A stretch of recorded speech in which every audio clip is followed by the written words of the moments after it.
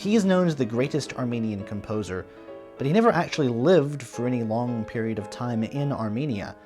And unusually for a composer of his time and nationality, he was able to achieve broad fame while still, for the most part, doing what his government liked. I'm the classical nerd, and today we're talking about the guy that threaded that particular needle, Aram Khachaturian.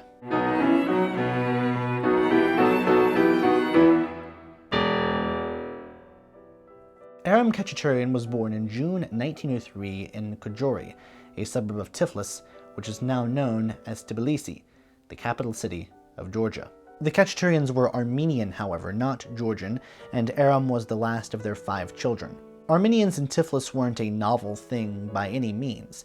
The city had been known as a multicultural hotspot for generations and had a large community of Armenian expatriates. As a kid, Aram played the tenor horn and the piano, and he picked up a lot of his musical knowledge from his mother. From the age of 10, he played in a wind band in the Georgian capital, and also tried his hand at writing piano pieces. There was a rundown piano in the family, and Aram attempted to figure out folk tunes in the right hand and accompany himself with various harmonizations in the left. His earliest exposure to large ensemble music seems to have been an opera by the Georgian composer Zakharia Paliashvili called Abaselom Da'ateri. The Russian Revolution in 1917 brought with it Soviet rule in the Caucasus, and by early 1921, Khachaturian was sent on a train with other artists and cultural figures to Yerevan, the capital of Armenia, which was likely Khachaturian's first visit to the native land he'd never known. It's likely that he felt very grateful for the Soviets for the opportunity to go on this journey, despite it being for pretty much exclusively propaganda purposes, because tensions between Armenians and Georgians in the Georgian capital were at pretty much an all-time high, and the Armenian community there felt like they were in serious danger of being expelled or exterminated, much as their community was facing then in Turkey. Aram's brother Suren Khachaturov, who had moved to Moscow some years prior, was active in the Armenian expatriate community there, and among other things, worked in the Armenian drama studio. Also in 1921, he visited the region, and when he returned to Moscow, he did so with 2 of his brothers, Aram and Levon Khachaturian, the latter of whom was a very shy baritone who ended up working somewhere in the film industry. Russia, it seemed, was a safer place for Armenians at that time than was Georgia. Throughout the 1920s, Khachaturian took advantage of the Armenian House of Culture in Moscow, which allowed him to travel to Yerevan, sing songs and teach children in Armenian, and in general celebrate and help him not forget his intangible cultural heritage. Exact information on this period in Khachaturian's life is not clear. It's rife with inconsistent information, in part because of how Khachaturian was later treated by the Soviet Union. And we're going to get to that in quite a bit of detail later, so just hang on a second. Khachaturian started studying biology at the Moscow Conservatory in 1922, at the same time that he started studying the cello at the Gnesen Institute. Here's the kicker, though. Aram Khachaturian could not play the cello, but despite beginning his formal studies when he was 19, fairly late compared to most musicians, and the fact that he was studying an instrument he'd never played before, he actually did pretty well. The Gnesen Institute had just started their cello program, and they needed bodies, and he had a good sense of musicality about him, so he studied the cello. Why not? But in 1925, when Mikhail Gnesen himself started teaching composition, Khachaturian joined up, studying with both Gnesen and Reinhold Glier. His first compositions with formal tutelage are immediately unique in a way that most early pieces by various composers are definitely not, because he already had extensive musical training, and he used Armenian folk music in his pieces. Khachaturian would credit his early life in the Georgian capital as the backbone of his musical training, because there he was exposed, whether he realized it at the time or not, to Armenian folk tunes, and Georgian folk tunes, and Azerbaijani folk tunes, and even Uzbek folk tunes. I'm starting to say folk tunes so much, it's not sounding like a real word or term anymore, because it's 2 words. Khachaturian continued his compositional studies in 1929 at the Moscow Conservatory under the tutelage of Nikolai Myaskovsky, a Soviet composer who was familiar with the works of contemporary and cutting-edge Western composers from Schoenberg to Bartók. It's from this period that Khachaturian felt his true compositional career began. While a little bit tangential, this is especially intriguing given Myaskovsky's place as the so-called father of the Soviet symphony and his later censure by the Soviet authorities when Stalin came to power. But we're getting a little bit ahead of ourselves. What I will say is that Myaskovsky was a student of Nikolai Rimsky-Korsakov, ultimately the most influential member of the group of nationalistic composers known as the Mighty Handful, and himself a fairly progressive composer in his time in his own right in terms of style and orchestration. What Khachaturian gained from Myaskovsky wasn't this grand teacher relationship to the great Rimsky-Korsakov, but also the ideology of pan-Soviet nationalism, which, broadly speaking, is the idea that you could be both proud as a Soviet citizen in the project of the Soviet Union, but you could also harbor nationalistic feelings and sentiments for your own homeland, or more accurately, your own given Soviet Socialist Republic. The two ideologies did not always mix well, and the inherent contradictions between the two left composers, who at this point had a long history of pulling from various folk tunes and folk musics as a source of inspiration, in limbo. Music was a fundamental part of both of these kinds of nationalisms. The Soviet Union felt like they needed to let their constituent republics have a little bit of pride in their homelands and a little bit of leeway and autonomy, in part to divorce themselves and their practices from the old Tsarist Russian Empire. After all the anti-Tsarist rhetoric would mean nothing if they couldn't at least marginally walk the walk. There was also debate as to what constituted music for the people. Modernists from the early years of the Soviet Union, largely the Lenin era, believed that music for the people should be music that reflected the experiences of, say, working in a factory, which is how you get Alexander Mosolov's The Iron Foundry or Vladimir Deshevov's Rails. These are avant-garde pieces. They use sound and noise in ways that imitates machinery and factories. But there was backlash. The Russian Association of Proletarian Musicians, known in the West as the RAPM, was founded in 1924 in part to push back against this tide of modernism. The RAPM heavily promoted more or less traditional music, specifically the works of Beethoven and the Mighty Handful. The RAPM won eventually against the modernists, and the modernists had to either change their tune, literally, or risk punishment. Nationalism was only acceptable in a very prescribed sort of Mighty Handful style, specifically the bombastic approach of, say, Borodin's Polovtsian dances from Prince Igor, or Modest Mussorgsky's The Great Gate of Kiev from Pictures at an Exhibition. Anyway, that is quite a bit of political background, but it is fundamentally important to know the shaky ground on which composers like Khachaturian found themselves upon. Favored composers could fall from grace quite suddenly, and your music could be branded as bourgeois nationalism one day and hailed as a shining example of pan-Soviet brotherhood the next. Regardless of what you personally, you, the viewer, I'm speaking to you now, not anybody else, you might think of the ideals of communism or the ability to achieve it, no one can make the case that the Soviet Union was a consistently run political entity. But Khachaturian was actually quite involved in its operations, which was a high-risk and high-reward position for anyone to try to fill. It's actually somewhat understandable that Khachaturian and other Armenians would be more amenable to Soviet rule than, say, other republics within the Union. The short-lived independent Republic of Armenia, founded after World War I, was barely able to cope with the lingering effects of the Armenian genocide and the number of refugees it found itself taking in. And the founding of the Armenian Soviet Socialist Republic in 1920 was, well, it brought with it much-needed political stability, if nothing else. It was a massive step up from life dealing with the Ottoman Empire. Under Soviet rule, Armenia received more supplies. They had a literacy program, which meant not just educational reforms, but also an alphabet reform. The problem of Armenian culture vis-a-vis its surrounding region should also be taken into account.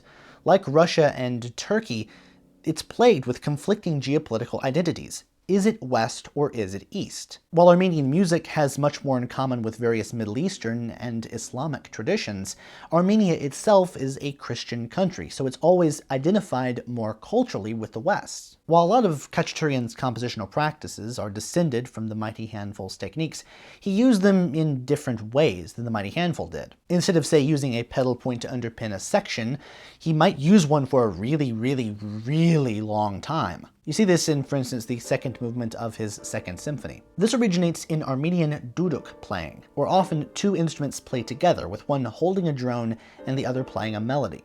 The duduk is a double reed instrument made from apricot wood and is something of a national symbol in Armenia. Or consider his use of the octatonic scale, a favorite of both Rimsky-Korsakov and Claude Debussy, in harmonic instead of melodic ways. Khachaturian was also a fan of the music of Maurice Ravel, whose music he learned of fairly early on in his education. Since he had a late start in his formal education, he learned music history in this random and haphazard order, and he was exposed to Russian composers and French Impressionist composers first. His exposure to these works often came through Moscow Conservatory piano professor Elena Beckman-Shcherbina, but these other influences were subsequently played down by Soviet authorities, who were keen to present Khachaturian as a Soviet original. Khachaturian was stylistically indebted to the mighty handful composers in some other, more subtle ways, such as his attitude towards chamber music. He only ever wrote one significant piece of chamber music in his entire career, a trio for violin, clarinet, and piano. Why? It's hard to say, and it's impossible to pin Khachaturian's overall aversion, it seems, to chamber music simply on the Mighty Handful's ideology, especially when 2 out of the 5 members of the Mighty Handful weren't really opposed to chamber music, those being Borodin and Huey. While 3 of the 5 were against chamber music for being too Western and that was their party line, the Soviet Union was against it because it was often a target for accusations of formalism, and we're going to get into formalism in a second. Dmitri Shostakovich was writing music that he considered to be for the desk drawer by encoding his feelings in largely chamber music genres like the string quartet. Khachaturian's trio required a certain degree of explanation, not for its existence per se, but to justify the instrumentation that he used, which is kind of unusual. The only other composer who wrote a piece of significance for that combination that's contemporaneous in any degree with Khachaturian would be Bela Bartok. And the Soviets were not super thrilled about composers like Bartok and his style. Khachaturian explained that the clarinet was best suited to capture the Uzbek folk tune that he used in the piece. But there is a more succinct explanation for why Khachaturian didn't write a whole lot of chamber music, and that's because he liked writing orchestral music better. When he went to that opera in his youth, he wasn't nearly as fascinated by the performers on stage and all the singing that came over the orchestra, so much as the timbres that came out of the pit itself. In any event, the trio impressed a visiting Sergei Prokofiev in 1933, who took the score with him to Paris, where it was performed, apparently to not a whole lot of acclaim. The Parisian audiences of the early 1930s, especially those who would go to a Prokofiev recital, were accustomed to something a little more boundary-pushing. Khachaturian always made a point of condemning some of the more modernist trends of the West, and he reserved his bitterest bile for the 12-tone technique of Arnold Schoenberg. One could easily imagine that there were political benefits that would stem from publishing anti-12-tone articles as well. Khachaturian was, like every Soviet citizen, obliged to obey the party line. That's sort of how totalitarian governments work. But unlike, say, Shostakovich, about whom there is still significant debate as to the extent of whether or not he believed in the ideals of communism, and if so, to what extent, and how that impacted his views on the repressive nature of the Soviet Union, Khachaturian was sort of fine with it, overall. Unlike a lot of other composers, he was always a darling of the authorities. To be fair, Khachaturian was not the only composer that the Soviet Union liked, but he was one of the few who gained fame in the West, and he also wrote in their prescribed style, so it was sort of a 2-for-1. He was the proof that their ideology worked when applied to music, and he gained fame outside of the Soviet Union first on the back of his D-flat major piano concerto from 1936, a decade into his compositional career and the first piece he wrote out of grad school. Khachaturian was a critic of sonata form. He felt that it was too rigid for his material, and in fact he didn't really like a lot of formal designs. He instead liked his music to have a lot of improvisatory sounding elements. But unlike a lot of his contemporaries in the West who were beginning to experiment with allowing their performers leeway and ability to improvise things or an open structure of pieces, he instead wrote sections of music that sounded as though they were improvised but actually weren't. For instance, his piano concerto has 2 cadenzas. The piano concerto is indebted to Prokofiev's style, and Khachaturian would take to playing excerpts for Prokofiev whenever Prokofiev would come and visit. This influence is especially notable in the third movement's perpetual, dry 16th notes. The concerto was actually criticized fairly harshly for this, as critics thought this imitation cheapened the concerto by sacrificing stylistic unity from beginning to end. The second movement of the concerto is also unique for calling for an instrument known as the flexitone, which was invented in 1922 in Britain and was introduced in the United States 2 years later as a jazz instrument. The sound of this instrument was not new to Soviet music, as Shostakovich had called for it in a handful of compositions in the late 1920s, including the opera The Nose. But there's a question of terminology here. While flexitone is what these composers called for, composers of the Soviet Union like Khachaturian and Shostakovich often use the term flexitone when they actually meant musical saw, which has a somewhat similar sound, but the advantage of the musical saw is that it has a pitch that is far easier to control. In any event, the piano concerto became the model for future concerti in Armenian music. Khachaturian holds the distinction of not just being the first Armenian composer to gain fame outside Armenia on the back of Armenian idioms, he was also the first Armenian composer to write seriously for film. Film was still finding its footing as an artistic medium, and many composers of the early 20th century were fascinated by its possibilities. This included Soviet artists. Prokofiev had worked with filmmaker Sergei Eisenstein, particularly on his film Alexander Nevsky, which Prokofiev later worked into a cantata of the same name. And this would prove to be standard practice for many orchestral film scores since. You have the actual film score itself, and then the composer later goes in and extracts and expands things into a concert suite. It's the same principle behind, say, opera suites, or suites extracted from ballets, things like that. Film music was also pretty safe fare for Soviet composers looking to avoid any governmental entanglements, so far as the film you were working on didn't actually ruffle any feathers. Khachaturian's film scoring career began in 1935 with Peppo, and this theme was so Armenian that despite it not actually being a folk tune, he later went to Armenia and he heard the main theme of Peppo being hummed on the streets, and he would ask where this theme came from, just to see if people knew. And he was very, very happy to know that people had mistaken it for an actual folk tune. They didn't know he'd written it, they just knew it sounded Armenian and they had mistaken it for a legitimate folk tune. So this begs the question, what exactly defines Armenian music and how does this impact Khachaturian's style?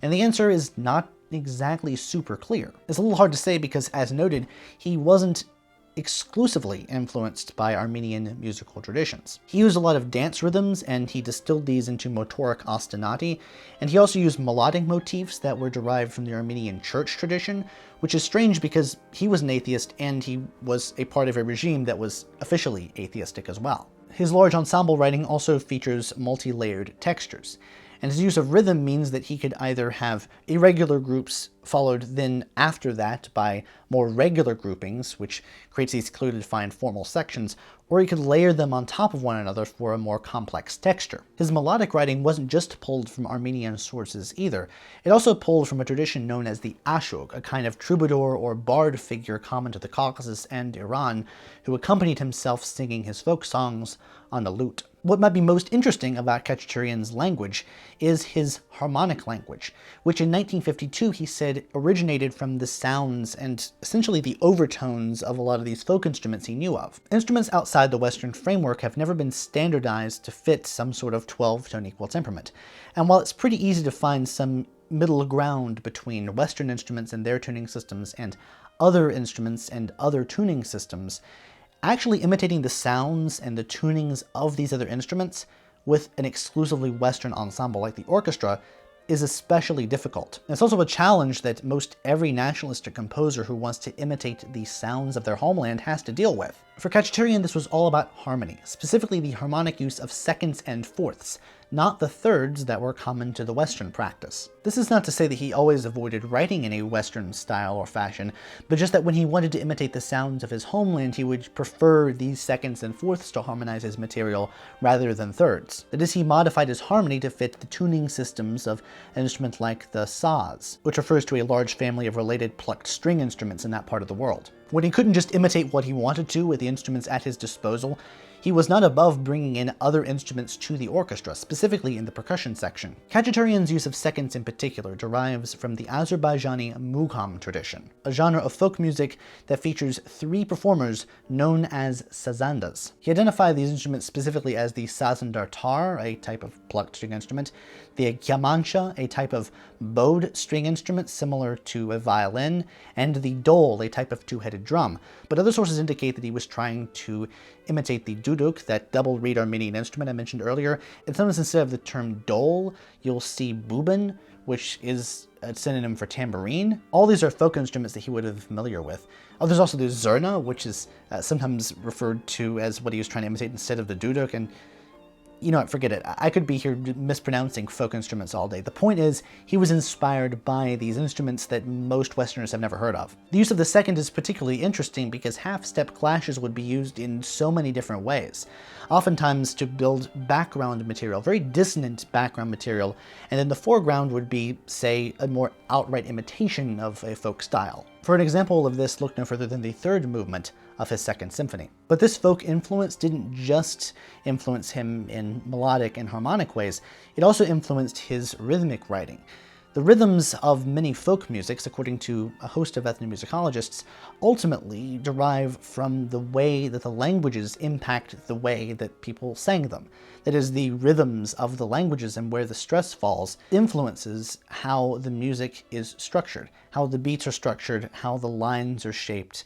And when you extract the notes and the melodies from that, you're left with a unique folk style, which is underpinned by the linguistic uniqueness of whatever language it came from. Khachaturian admitted that he got a lot of flack for his use of the second, but he said that to his ear, they were as natural as any consonants. The use of seconds and fourths in this way is also something that the French Impressionists did quite a bit, which partially explains why he might have been so attracted to that language. Exotic is not really a good word to describe the traditions from which Khachaturian pulled, in part because it reinforces this whole West versus the rest dichotomy that classical music often has. But for the lack of a less problematic synonym, let's say, these exotic elements were never truly in the foreground of his musical material. He always wanted to modernize them and internationalize them. He was on record as being a fan of Miles Davis for how he used, quote, all those different scales. So ultimately, what was Khachaturian's goal in using folk music in his works? Well, the answer depends on who you ask. From some who are coming from the more cynical point of view, this was entirely ideologically driven. Joseph Stalin personally saw great value in using folk music from outlying regions to further the cause of pan-Soviet nationalism, following in the aesthetic footsteps of the RAPM. According to Khachaturian himself, it's because he wanted to be a kind of ambassador between cultures, to further understanding. He wanted to show the harmony, no pun intended, possible between Russian music and the music of the Caucasus. The real question is this: was Khachaturian's fusion of these disparate styles because this was legitimately the music he wanted to write, or was it the music that he felt like he had to write? According to Soviet doctrine, solo music was accessible to the people so long as it was within the bounds of the abilities of a good amateur performer. And orchestral music was the embodiment of the kind of collectivist attitude upon which the regime relied. Khachaturian used folk music and updated it to fit the surrounding, essentially and ironically conservative tastes of the Soviet Union. In that sense, because he wasn't a modernist composer, his work is far better suited to be considered an extension of Romanticism, specifically an extension of the Mighty Handful's ideological practices. For this reason, a lot of scholarship has neglected Khachaturian over the years, or at worst derided him for being ancillary, for being backwards, for not contributing to the overall and unending march of modernism, which is also a dichotomous view that doesn't take into account a lot of the Western composers who didn't follow into serialism. Strangely, for a composer of his era, Khachaturian became most known for his ballet scores. Most sources will tell you that he wrote 3 ballets, and this is technically true, but his second ballet, Guyana, was actually pulled mostly from his first ballet. So he really didn't write 3 different ballets, he kind of wrote 2 versions of the same ballet and then 1 ballet later. This second ballet, that we're working on the first, that is, Guyana, features a movement called the Saber Dance, which has had something of a life of its own in various transcriptions and recordings. Guyana was premiered in late 1942, and 6 years later it seemed to take the West by storm. 3 recordings of the Saber Dance reached the Billboard charts in the United States in the year 1948 alone, leading Newsweek to call 1948 Khachaturian's year. The Saber Dance was actually something of an accident, having been added to the score very late at the director's behest. According to Khachaturian, he got started on it when he came back from the theater around 3 in the afternoon. and he finished it by 2 in the morning. By 11 the next day, he had the parts of the orchestra, and by that evening, they had done a dress rehearsal of it. Why are they so fascinated by that one part when there's a whole world with it? Khachaturian would later ask. And compared to a lot of his other works, including the rest of Guyana, the saber dance comes across as very crude, and it's unlike a lot of the other things that he wrote, which, to be fair, he wrote it really quickly. Anyway, we're getting ahead of ourselves. Back in 1939, his old teacher Reinhold Glier was heading up the Composers Union, and the powerful organizing committee of that union consisted of Glier, Khachaturian, and the film composer Isak Donievsky. Khachaturian eventually became the de facto leader, and the composers within the union thought of him so highly that when the Central Committee was reorganizing and adding members to this particular body of the Composers Union, Khachaturian felt like he needed to quit as a protest move, or the fact that his power would be so diminished he couldn't do much of anything. But the composers within the union forced him to stay. Not that they forced him, but they definitely influenced his decision to stay on the organizing committee. The Composers Union eventually gained quite a bit of power within the Soviet system, because Khachaturian was devoted to making the thing work like it should work. Part of Khachaturian's job became the protection of Soviet composers from the kind of censorship that other Soviet authorities might want to put on them. They handled their affairs internally, which meant that they had, well, they still had to follow the party line, obviously, but they had a little bit more leeway, and union composers were able to take a few more artistic risks because they knew that if they stepped over the line, it would be the more lenient and understanding union of composers that would come down on them versus, say, the Central Committee. This ended up biting Khachaturian and several other famous Soviet composers in the back, and we're going to get to that in literally just a second, I promise. Khachaturian was not content to rubber stamp things, and he took his role very seriously, and he prided himself on his ability to influence the direction of Soviet music across the entire Union. It's no surprise then that he officially joined the Communist Party in 1943, coinciding with him writing his Second Symphony, celebrating the 25th anniversary of the October Revolution. Around the same time, he returned some state prize money to the government on the condition that they use said money to build a tank for the Red Army. In 1944, he won a competition to write the music to the new Soviet Armenian national anthem, and as the story goes, he went to Yerevan, to his brother's house, and he played through this tune on the piano, and the windows were open, and by the end of him playing through this thing, everyone in the streets were singing it back. Okay, now the story about how Khachaturian actually got into a little bit of trouble. He was relatively well liked by the authorities, like more so than probably any other Soviet composer, but he did get into hot water, ironically also in 1948, the year he got really famous in the United States off of the saber dance. He, along with Prokofiev, Shostakovich, and several others, were officially denounced in 1948 as formalist composers. In February, Khachaturian was sacked and replaced at the Composers Union with Tikhon Khrennikov. The fact that he was denounced at all speaks to the inherent contradictions in Stalin's reign of terror, that is, what he did versus what he believed. But what exactly is formalism? Well, the party line of the Soviet Union is that it was music that was defined by its form.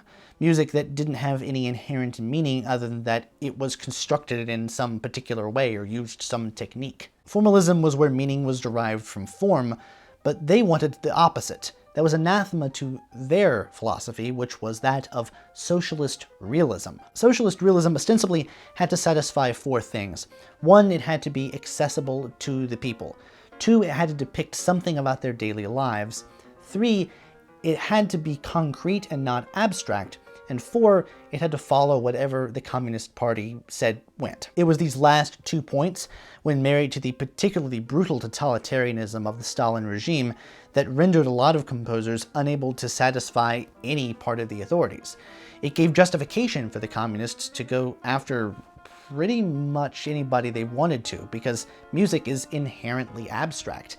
I mean, think about it. Unless you're writing music for some other form of art that's more concrete, like film or something like that, or you're setting a text, instrumental music, unless you go full bore on sort of the hyper-nationalist stuff that they wanted to see, you could be censured for being too abstract.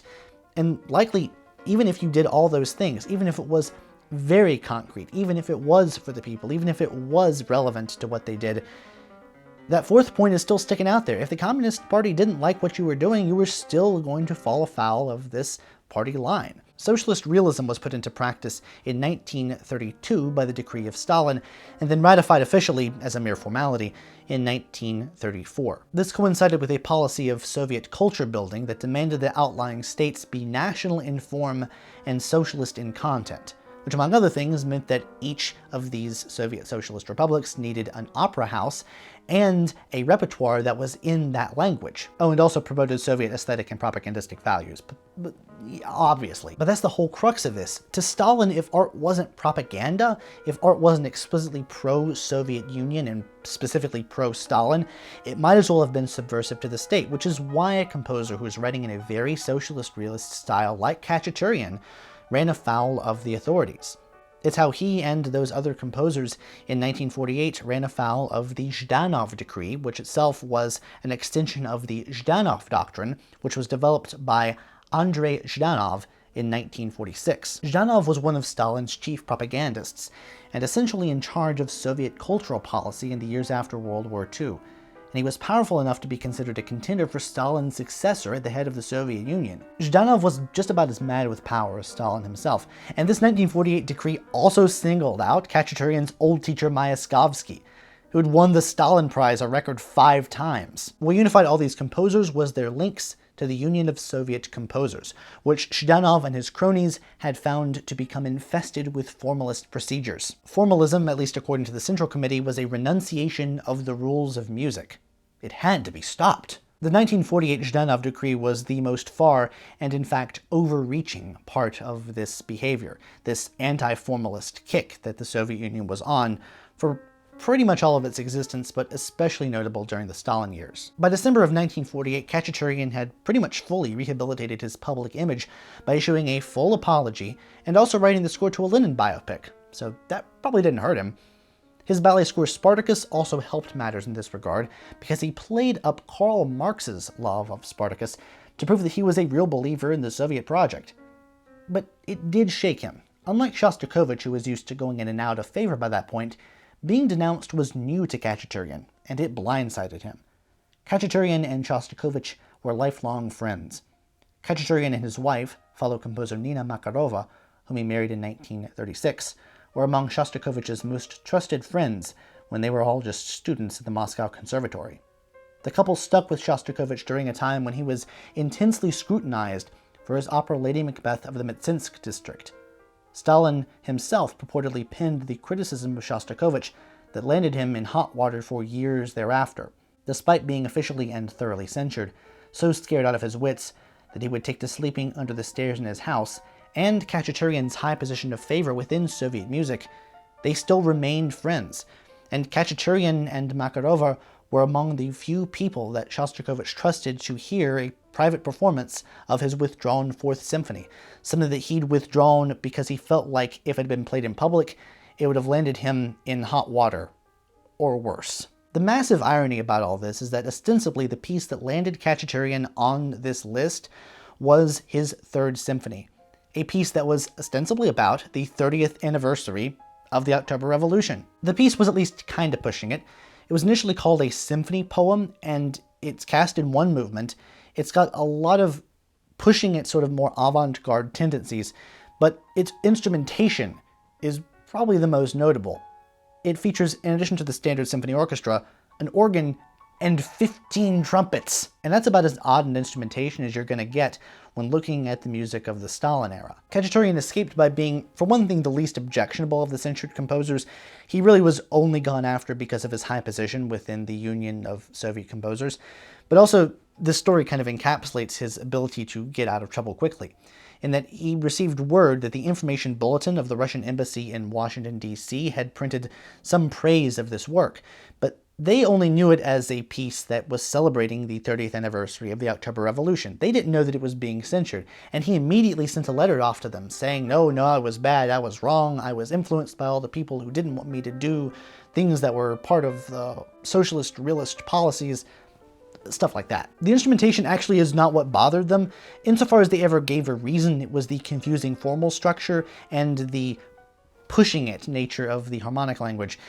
And I will give it to them that the piece does open up with this polytonal fanfare, and it really is the most wild of his pieces. It's my favorite. I mean, I do like dissonance. Once Stalin was dead, Khachaturian felt freedom to formally dispute the charges that had been levied against him. Even though he had apologized for them and he had been rehabilitated, they were still on the record. The charges were rescinded entirely, that is, taken off the books, in the late 1950s. This allowed him to resume all official duties as if it had never happened, because officially it didn't. This denouncement is sometimes cited as coinciding with a downturn in his career, and this isn't entirely accurate. He did write only one major piece after 1950, which was the ballet score Spartacus, and this occupied him through the early 50s, and after which he was named the People's Artist of the Soviet Union. But for instance, his conducting career really took off. He conducted in 30 countries after Stalin's death as kind of a cultural ambassador. And he also didn't stop writing pieces. Like, he wrote a series of concerto rhapsodies late in his career, one each for violin, cello, and piano. And he was going to write a fourth one, which included that whole piano trio group as the soloist section, but that never came to fruition. He also wrote a lot of smaller pieces, solo pieces, that is, for different string instruments. And he also did a lot of revising. The problem was that his ballet scores were so popular that every orchestra in every production company, every ballet company that wanted to do one, didn't have quite the forces to do this or that or the other. And they always wrote to him and asked him if he could reorchestrate this, or take this out, or write a new transition between this and that. So he spent a whole lot of time just revising old pieces. He also devoted more time to film scores, and his teaching career also took off.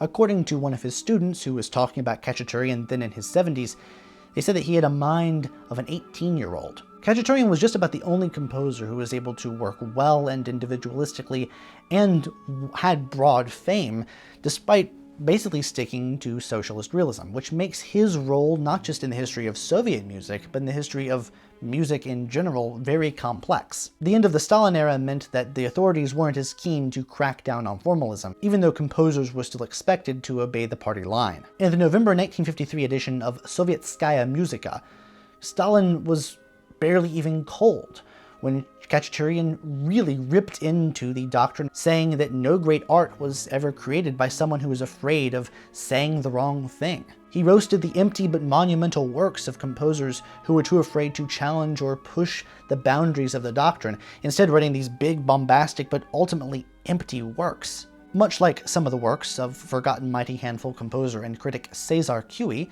some of whose pieces were used as educational material throughout the Soviet Union, Khachaturian was also of the opinion that writing music for children was important, writing 2 children's albums, and dedicating his piano sonatina to the children of the Siberian town of Prokopyevsk. This too was a desired form of art in the eyes of Soviet authorities. But even in 1963, well after Stalin's death, Khachaturian was still afraid to write to friends using the Armenian language and Armenian alphabet, saying that he felt more comfortable about his chances of not being gone after by, say, the KGB if he stuck to Russian and its Cyrillic alphabet instead. Khachaturian was at this point transformed into more bureaucrat than composer, the embodiment of the anti-Western party line and proof that artistic censorship could create good art. It didn't help that by that point Western composers had gone kind of in the opposite direction as socialist realism. Khachaturian died in May 1978 at the age of 74. His obituary was penned by General Secretary Leonid Brezhnev, a high honor for any Soviet citizen, but it absolutely did not help him outside of the Eastern Bloc. Khachaturian's status as a non-Russian artist, whose work was inoffensive to the Soviet doctrine, allowed the Soviets to promote Khachaturian as an example of pan-Soviet nationalism. Western detractors have long sought to undercut him for that same reason. Was his music legitimately good enough to make it on its own, or was his success intimately tied up to the fact that the Soviets liked it? He had a few international hits, like the Piano Concerto and the Saber Dance, and to a lesser extent the Violin Concerto or the Adagio from Spartacus, but these were generally speaking earlier on in his career. There's a lot of music that he wrote that simply didn't get a lot of traction outside of the Soviet Union.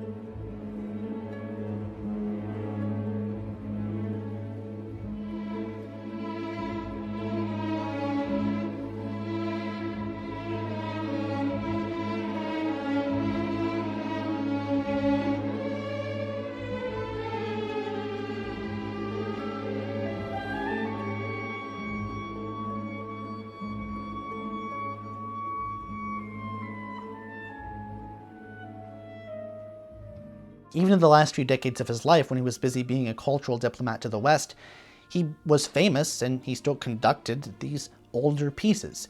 He wasn't famous for what he'd done more recently. In fairness, his later works began to move away from the folk music influences that had gained him fame in the first place. But since he was never interested in broaching the avant-garde, his music towards later in his career became less and less unique. There was less to differentiate it from something that another conservative Soviet composer would write. One of the big musicological questions is how complicit or culpable we can see Khachaturian as being for his role in the Soviet system.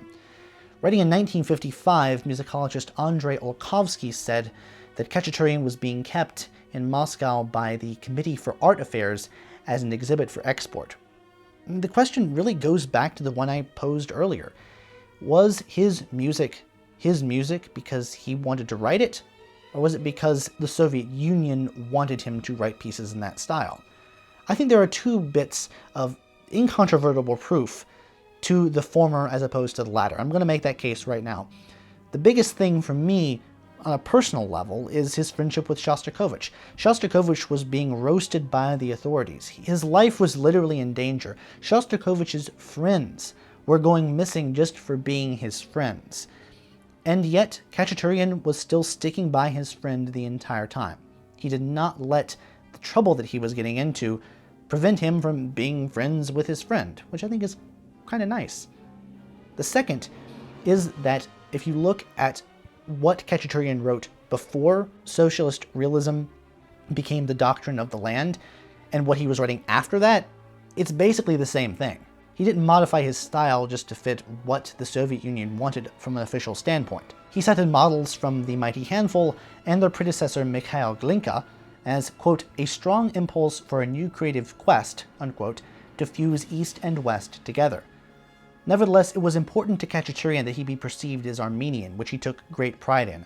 When the Lebanese-Armenian newspaper Azdak mistakenly referred to him as a Russian composer, he went after them. He cited his Armenian bona fides down to the fact that there was a street in Yerevan that had been named after him. Oh, consider that when he was writing preludes and fugues, he didn't write preludes and fugues, instead he wrote recitatives and fugues, which was an homage to the often monodic nature of much Armenian folk music. But Khachaturian was at the center of the musical Cold War, and Soviet authorities had a vested interest in playing up Khachaturian as the great, not just Armenian, but great pan-Soviet nationalistic composer.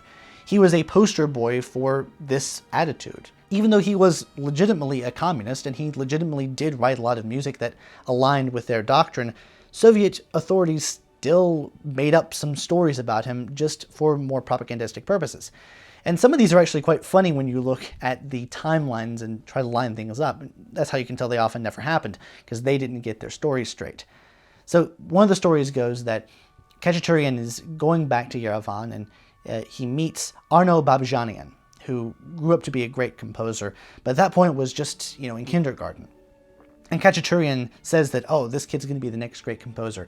Problem is, that could never have happened when they said it happened, unless Babjanian was in kindergarten when he was a teenager. So, I don't think that was the case. I could be wrong.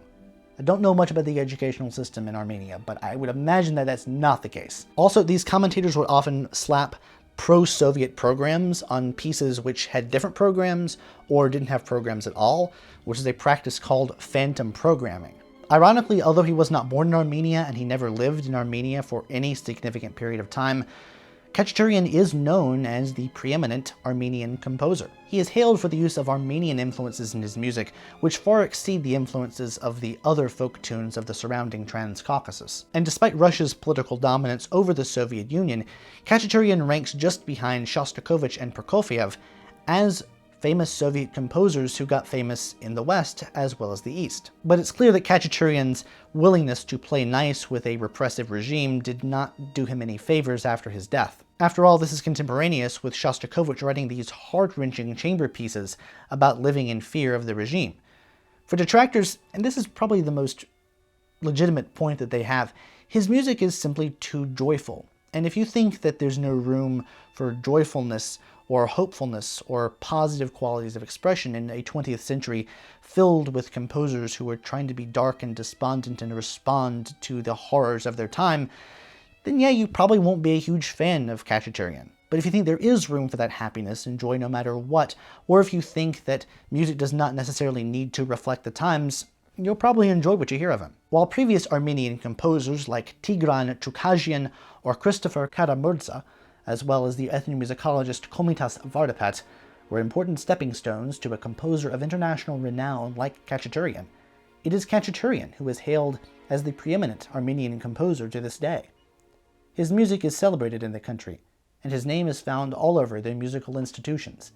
And while it might be easy to take the view that he was just a nationalist composer, his ability to forge a unique voice under a stringent artistic environment speaks volumes about his innate creative ability. He was lucky that his voice was one that met with favor.